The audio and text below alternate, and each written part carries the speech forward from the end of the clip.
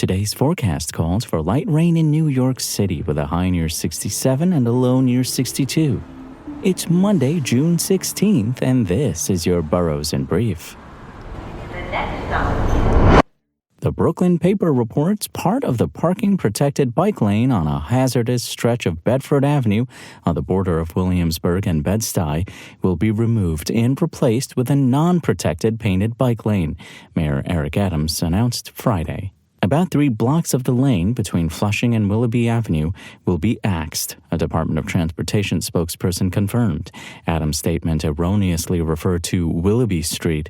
The rest of the protected bike lane from Willoughby Avenue to Dean Street will be left as is. The decision came after months of pushback from local leaders who claimed the lane was dangerous and had caused several accidents since it was installed late last year. And from the New York Daily News. Thousands of demonstrators railed against President Trump and his policies during several No King's Day events in New York City Saturday, slogging through a light rain to decry Don's stance on everything from immigration to education. Protesters gathered amid the drizzle in Bryant Park to kick off a massive protest march through the city. Demonstrators unfurled banners that read, "No crown for a clown," and "Trumpster fire," as they screamed, "Hey, hey, ho, ho, Donald Trump has got to go." Peaceful marchers were watched by an army of cops in helmets and riot gear. On Friday, Mayor Adams and Police Commissioner Jessica Tisch vowed that anyone who broke the law during the protest would be arrested. For those intent to commit crimes, incite violence, cause property damage, and attack our cops, you will be met with the full strength and determination of the greatest police department in the world, Tisch said at a press conference Friday. The protests, which occurred across the country Saturday, were billed as a nationwide day of defiance against President Trump and his hardline immigration policies.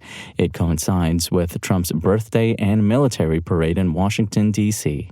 Organizers of the No King's Day events estimated Friday that 75,000 protesters would join Saturday's protest in the city, but the weather brought the numbers down to between 10,000 and 25,000, according to early estimates.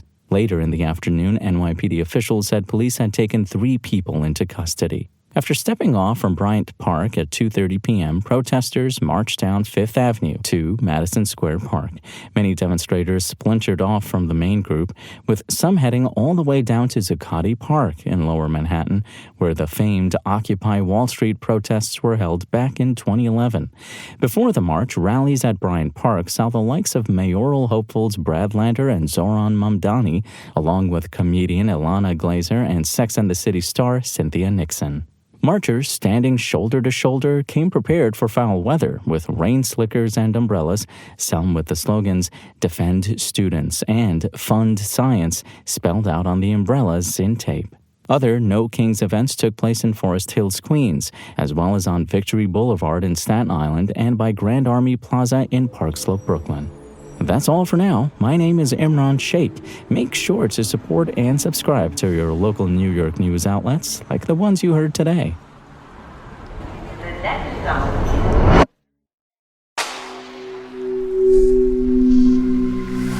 Spoken Layer.